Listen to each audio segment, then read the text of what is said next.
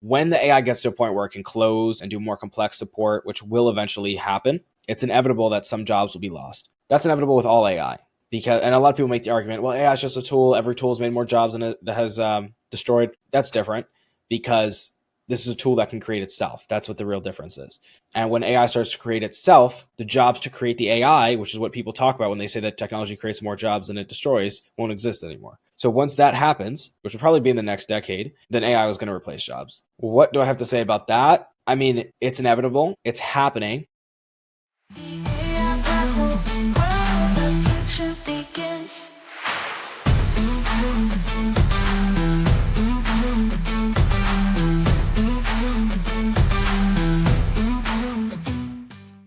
Welcome to the AI Grapple. My name is Kate vanderVoort, founder and CEO of Social Mediology and the AI Success Lab. Today, I am joined by Joey Seeman, President and CEO of Nova Echo AI. Joey's leading the charge on conversational voice AI, building tech that can make outbound sales and customer service calls that sound completely human. His company goal? To help businesses scale efficiently without losing the personal touch. Joey shares how voice-first AI is changing the game for industries like real estate, insurance, nonprofits, and even governments. We talk about job displacement, AI ethics, and whether humans should always stay in the loop. He also opens up about generational differences in how people are approaching AI, particularly how younger users adopt and adapt to this technology faster, but may not yet be asking the long-term questions. Now, I'll be honest, Joey and I don't see eye to eye on everything when it comes to AI, but that is what this show is all about. Grappling with different perspectives, hearing from diverse voices, and opening up space for the conversations we need to be having right now. So let's dive right in. Hi, Joey. Welcome to the podcast. It's great to have you here today. Thank you. It's good to be here. Why don't we get started by you giving us a bit of an introduction to who you are and how you've kind of become, where you are in terms of what you're working on and a bit about what you're working on at the moment. Yeah. So my name is Joey, and I was in marketing about 2 years ago, and we were getting a lot of leads for the clients that we had. And then we were seeing that we were actually getting too many leads, and they weren't able to follow up with the leads we were getting them. And so that became a problem, actually. Clients would try to reach out to all the new leads that would come in. They would fail, leads would get angry, or they just wouldn't be able to get high conversion rates. So we started to research different kinds of AI tools that could actually handle the whole sales and customer service process for these companies so that they didn't have to deal with as much of the lead flow or the client flow as it came in. We started with text-based chatbots, and that's how I kind of got into the AI space, although I've been researching AI for years, and I've always been very fascinated with it. And we tried it. It was okay. We tried to build a business around it, but it didn't work that well. I mean, the chat is good, but everyone's preferred method of virtual communication is voice.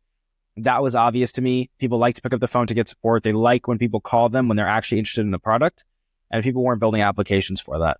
So then I got into the voice AI space, and it's conversational voice AI in particular. And what that is it's an AI that sounds like a human. It basically makes sales calls and takes customer service calls over the phone. And that's what we do. So we provide that to businesses in order to help them with the lead flow and customer flow that comes into their company. Awesome. So we'll dive more into that. But just for those who are maybe not so familiar with chatbots and the kind of role that they play in a business and customer service, I mean, chatbots have been around for a while and they've followed that fairly formulaic, whatever they're trained on.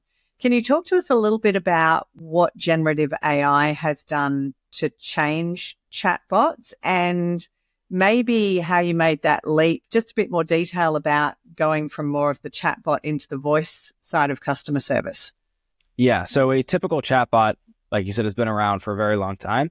And that's when you go to a website, you see a little thing pop up in the corner, you press it, and it says, gives you like a list of a few questions that you may have. You can click one of the questions. It'll give you an answer. It's very basic. It only has, 5 or 10 different questions that you may have. And if you have any other questions, you have to pick up the phone and talk to the human or wait on hold for an hour and then talk to a human who is reading off a booklet, right? So that was the current system and the past system at this point. With generative AI, it allowed you to create chatbots, I not only gave 5 or 10 different questions and answers, but also you could ask any question you wanted in the chat widget. So now you may see that when you go to websites, there's often a few questions and then an actual chat that you can type into. That's generative AI. So you can type into the chat, and then when the AI sees that, it will use what you said to generate a custom response. So not one that's just pre-recorded, but a custom response, and it'll get back to you. So that opens up a world of new possibilities, because there's no possible way that you could have every single question that somebody may ask already pre-recorded with an answer. And even if you manage to do that over the course of years of having a lot of clients ask you questions, it would be too confusing and clients wouldn't even try to use it. So with generative AI, they can ask their own question and the AI can give its own answer. And that makes it super simple.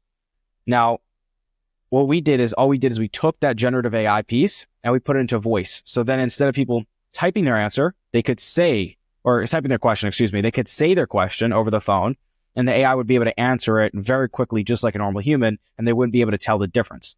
The reason we didn't like chat wasn't because the generative AI didn't work on it. Generative AI works the same way.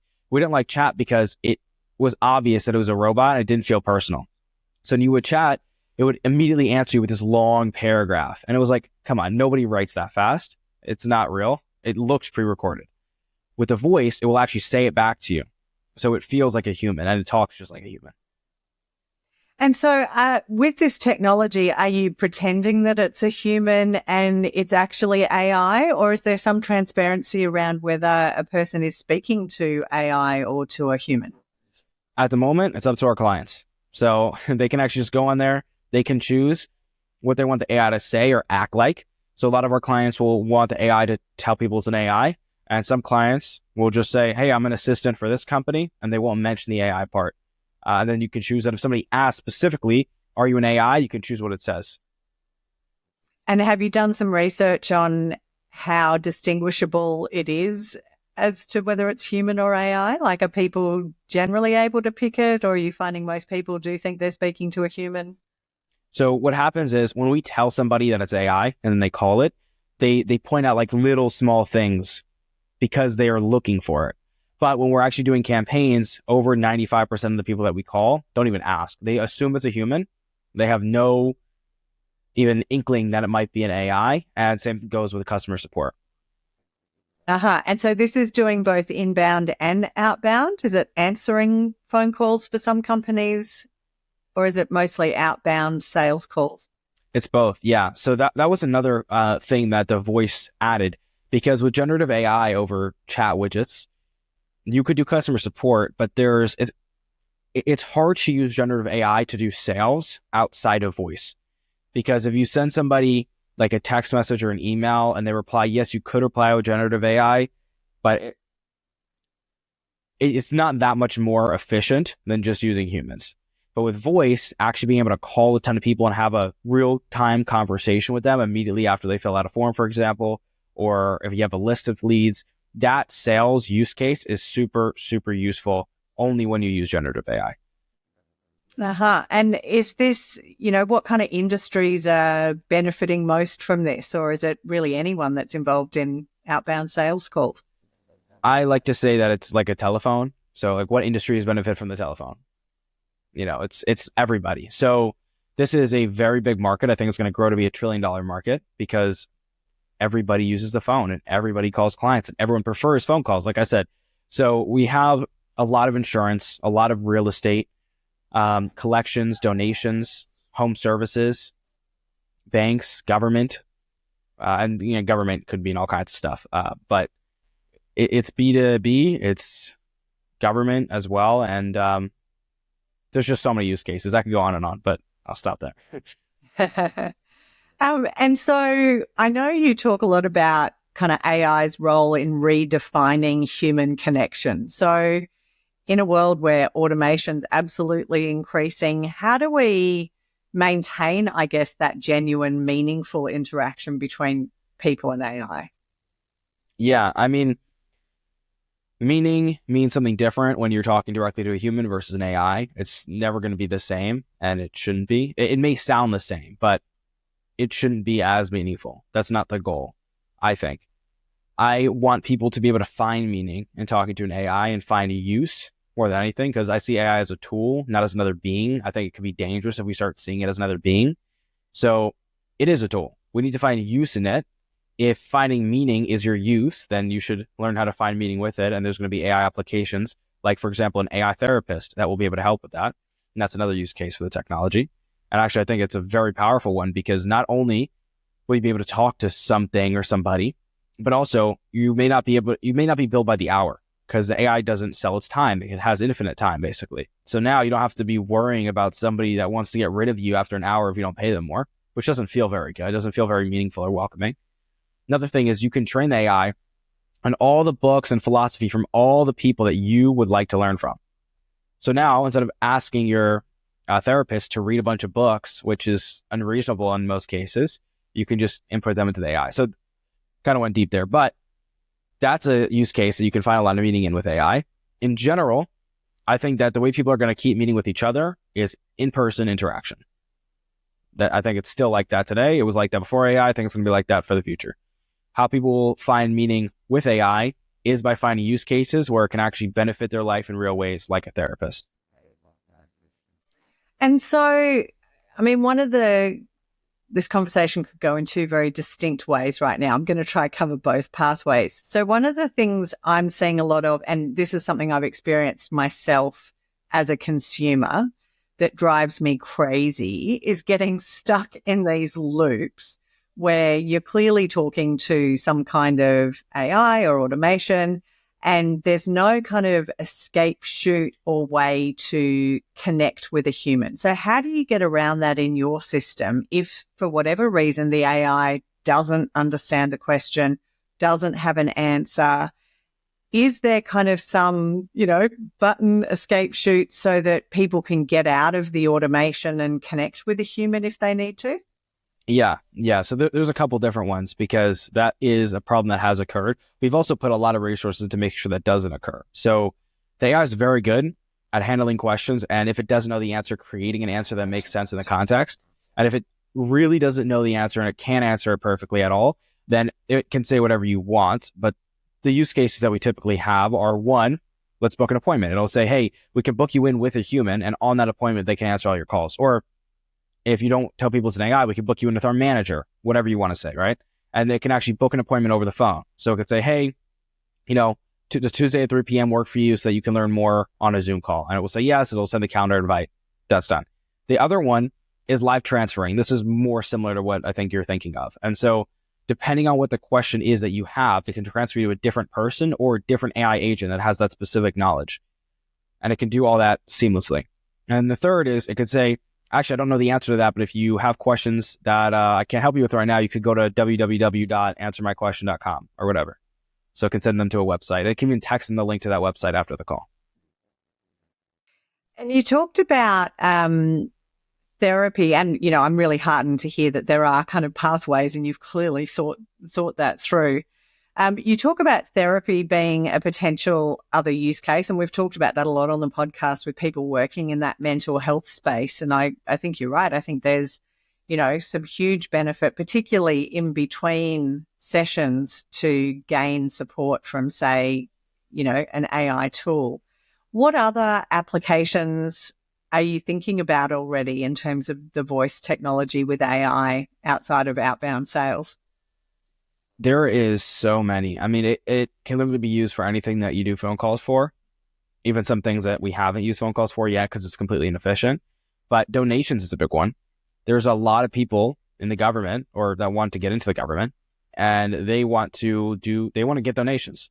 Not only that, but nonprofits, they make a ton of calls. There are huge call centers. We've spoken to a lot of them.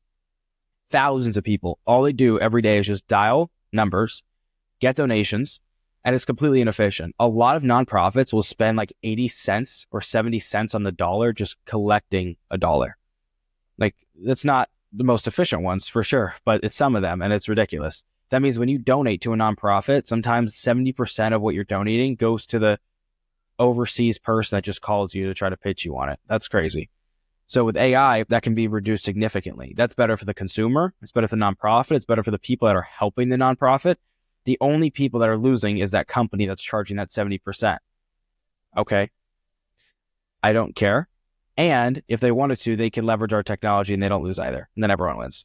So if they move fast, they don't have to lose either. But it's not the end of the world. I'd rather the consumer, which is in this case, the people that are donating money and trying to do good for the world, and the nonprofit is trying to do good for the world, and the people who actually need help do much better, and then the call center does worse. That's fine with me.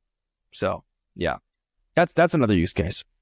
And so when people say to you, how do you sleep at night, or how do you feel about this technology potentially replacing a whole lot of humans? And, you know, we've got the first level of impact that happens when people start to lose their jobs. That's an obvious first tier sort of problem or challenge. But then there are a lot of second and third tier issues that start to arise when this technology starts to disrupt replacing humans. What's your approach to that, or how do you respond when people ask you how you feel about job loss? Yeah, it's a big question with AI, obviously. Right now, we're focused on first level customer service and setting appointments. So that means that right now we're not trying to replace any jobs. The first level customer service reps can be promoted to second and third level. So that companies have a very, very fast first level customer support system, instant actually, because it's AI. And then they have a faster second and third level customer support system because they have more reps. So this allows them to scale, not fire anybody. They keep the same costs. They just add on AI cost, which is insignificant. And then they can scale way further because they have more support. With sales, they make the setters closers, or they have the setters only set appointments with the leads that the AI has already vetted, depending on how they run their process. So again, we're not replacing any jobs there. When the AI gets to a point where it can close and do more complex support, which will eventually happen, it's inevitable that some jobs will be lost. That's inevitable with all AI, and a lot of people make the argument, well, AI is just a tool. Every tool has made more jobs than it has destroyed. That's different, because this is a tool that can create itself. That's what the real difference is. And when AI starts to create itself, the jobs to create the AI, which is what people talk about when they say that technology creates more jobs than it destroys, won't exist anymore. So once that happens, which will probably be in the next decade, then AI was going to replace jobs. Well, what do I have to say about that? I mean, it's inevitable. It's happening. I tell people, get on the AI bandwagon. That way you can survive as long as and I don't mean survive literally. I mean, your financial life, I'm just put it like that. Your financials can survive as long as possible. After that, I think the government's going to have to take it into their hands and implement some kind of system where everybody can continue to get all the resources they need without having to work. Because when AI takes all, and by the way, I'm talking decades in the future, so this has nothing to do with our company. We're looking to grow this in the next 5 years. Very few jobs are going to be replaced due to this kind of AI technology. But decades later, because that's the real question, that's the philosophy question. So decades later, I think the government's going to have to implement a system where everyone can get an abundance of resources, a lot more than they have now, without having to work, because you won't need to work. But also, we'll have a lot more resources because the earth is not running out of resources. We have plenty. We just don't have them all yet because we don't have enough people and enough time and enough money to get them all. But once AI can do all that for us, people will be able to live abundantly for a long time. Hopefully, when that time ends, because it eventually will, but that's like many thousands of years or more than that, we'll be on other planets. And then that's a whole nother story. And we don't have to go there. But I think in our lifetime, we will see people living abundantly with all the resources they need, and they won't have to work on the things that we work on now. They'll have other projects that they love. That's art, that's music, and stuff like that they'll be able to work on. Yeah, that's fascinating. And I love that you're so optimistic about that future. And that's certainly one pathway that's possible. For those who can see us on screen on, say, YouTube, it's very obvious that we are from different generations. And so one of the things, a lot of the people that I'm working with are 40 and over and have got all sorts of fears and concerns and are really having to retrain, I guess, how they think about their career, how they think about life in general in some ways. So maybe you don't think about the generational approach to AI, but I am really interested because you do bring a fresh perspective. You're definitely the youngest person I've had on the podcast. And you're growing up in a world, you're grown up, but your world is very familiar with AI. Your generation have grown up with this kind of technology. How do you approach that difference, I guess, in generational technology adoption, interest in technology, or even adoption of technology? Because it does strike me that there are portions of the population who are really going to resist AI, and we're already starting to see that. I guess I'm just generally interested in your thoughts on the different generational approach to AI and technology. Yeah, that's a good question, because I obviously am very close to two very different generations because of the work I do and because of my age. And people around my age are like Gen Z, let's say, they don't really care, it seems. And I don't think that's because of the generation. I think it's more just because they're not old enough to really care about the future that much, as bad as that sounds. I just don't think they've lived enough to be, or to care that much about what the future holds. They're just kind of living in the present right now. That's what I see, at least. So they're like, oh, AI tool, cool. I get to use this to, finish school quicker and do my work quicker if they have a job. And that's really all they're thinking about. Older generations, I think just because they're wiser, not necessarily because they haven't grown up with it, think more about the future and the long-term impacts of what the AI technology is going to do. So yes, it is harder for them to implement it at the beginning because they haven't grown up with the same technology. But once they learn about it and once they learn how to implement it, they're still going to be more concerned than the younger generation, just like they're concerned more than the younger generation about everything else. That's just the natural progression of how humans work. When they get older, they have more concerns, typically. That's been obvious to me. So, but I get what you're saying. So with the young generation, they're implementing it very quickly. Everything that they want to do, they see the new AI tool, they implement it because they're used to using these new apps that come out and using them immediately, because trends happen and they go up and down really fast. So the younger generation is used to new things popping up. They get really good at it. They use it really quick. That's all they do. And then they move on to the next thing. Move on to the next thing. And they love that just constant chase of new things to do. And that's what it is. The older generation takes them a lot longer to learn this new stuff because they're not used to learning new stuff as fast, because technology didn't advance as fast when they were children. And once they finally do learn it, then they, I think, use it in a pretty similar way. So it's just a learning process and their long-term thinking. So and you're right, us older generations, because I am of an older generation, once you have kids and once you've been around for a while, you do have a different perspective on life, and you do worry about things, and whether that comes from wisdom or, wherever that comes from. But there's no question, and we delve into a lot of those conversations on this podcast, that there are geopolitical implications for AI. Different parts of the world willing to use AI, different focus on ethics and responsibility. There are environmental issues. There's copyright and legislative issues. There's bias and ethics, all of those things, which all come up on this podcast often. Does any of that keep you up at night? Do you think about that, or are you just 100% on board, making the most of, this amazing opportunity that you can clearly see and are going for 100%? Or do you spend time thinking about some of those broader issues? So I think countries around the world, just like they do with the internet, some are going to rebel at the beginning, but they're all going to eventually use it. And that's how they're going to communicate with each other. And most of each of the governments are going to be run by AI eventually. So I don't think it's a matter of what countries are going to use AI. It's just a matter of which ones are going to use it first and build it first. And just like everything else, the top countries use it and build it first. And that's why they stay on top. It's pretty clear. Same goes with businesses and people. And those issues in general, all those big issues, they don't keep me up at night because I just don't let them. Not that they shouldn't keep you up at night, but I don't think you should let them keep you up at night, because it doesn't really matter. It's out of your control. Every single person saying the same thing, including ourselves, which is they're going to do it, so we need to do it first. And that's a valid argument. It's really valid, but everyone's saying it. And nobody is going to make everyone stop saying it at the same time, because as soon as China stops saying it, the US will keep saying it, so they get ahead. If the US stops saying it, China will keep saying it, so they get ahead. And that's on a country scale, like the biggest countries, but even on an individual level. If I'm competing against somebody in this business, I'm not going to be like, okay, let's make a truce. We both don't use this technology. That's not going to work, because they're going to use it privately, or at least I think they will. So I'll use it privately, and that just goes back and forth, and then everyone starts using it again. That only works with really, really powerful technologies that can destroy things instantly and very clearly. So, for example, nuclear bombs work there. It's not the same with AI because it's more under the hood. You don't see it the same way. You don't see the explosion. So you're not going to be able to make a truce as easily because it doesn't affect people emotionally as easily.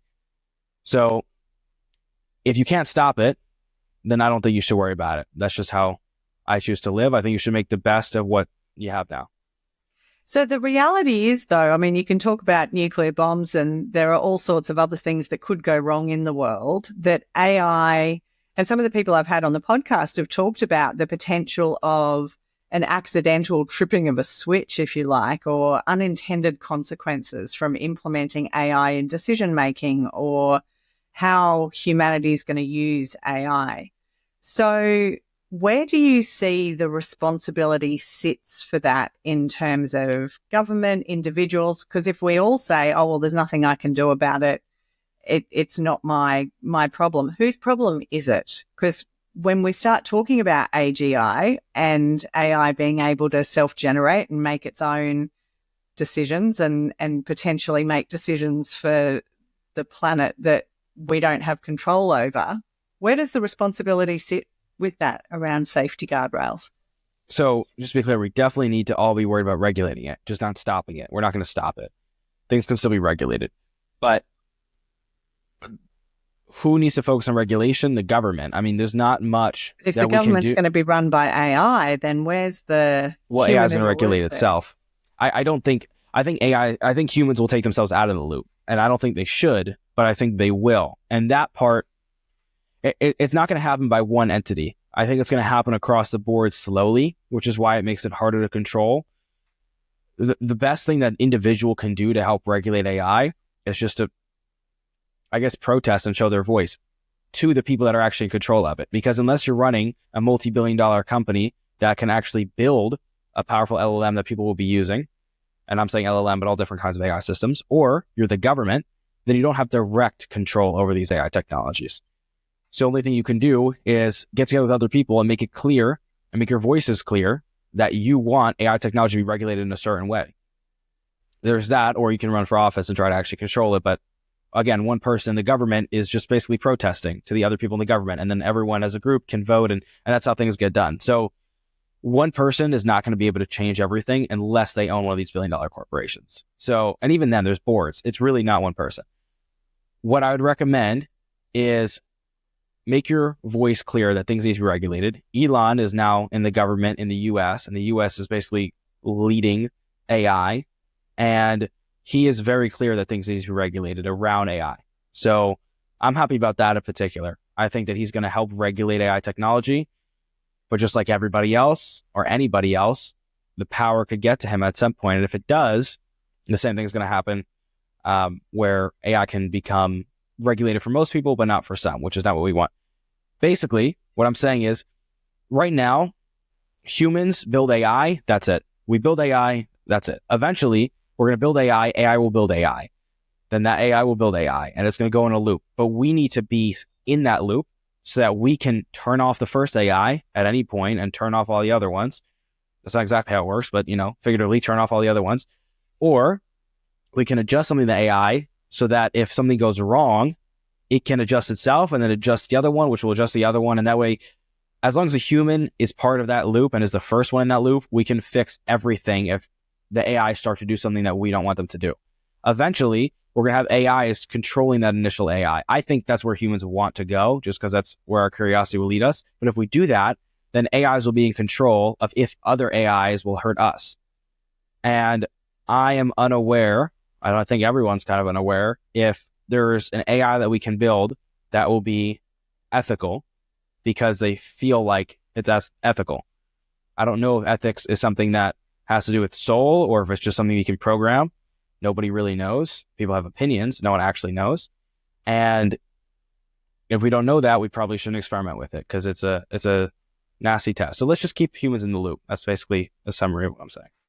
Yeah, I'm certainly a very big advocate of that. And, you've got regions like the EU who got on board with the internet, but then dialed right back on data privacy and how all of that's managed. And they're obviously having a much more conservative approach to AI. And obviously there's China and the US and that dynamic. So it will be really interesting to see how some of that plays out, because I'm not sure I see at the moment a world where everyone's going to agree or have consensus on what those safety guardrails or advancement of the technology should look like. So I think that's a wait and watch certainly for the next few years.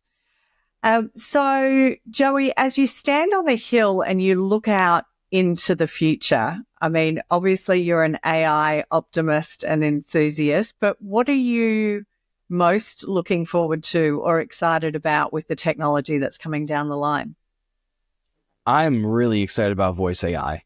I'm very passionate about it because today, because we're going decades in the future, but if you're talking about today, the biggest problems, or I think some of the biggest problems in the world, well, let me put it differently. I think some of the most common problems in the world, they're not the ones that will change people's lives the most, but they're the ones that just happen over and over and over. And like at a grand scale, most of the problems could be solved with voice AI.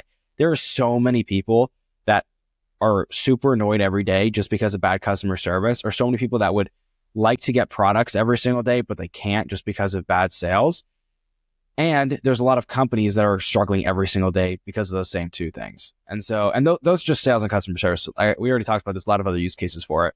So I'm really excited for new advancements in voice AI. I'm excited for lower latency. We're making sure that we continue to lower that, which is the time in between when you speak and AI speaks back.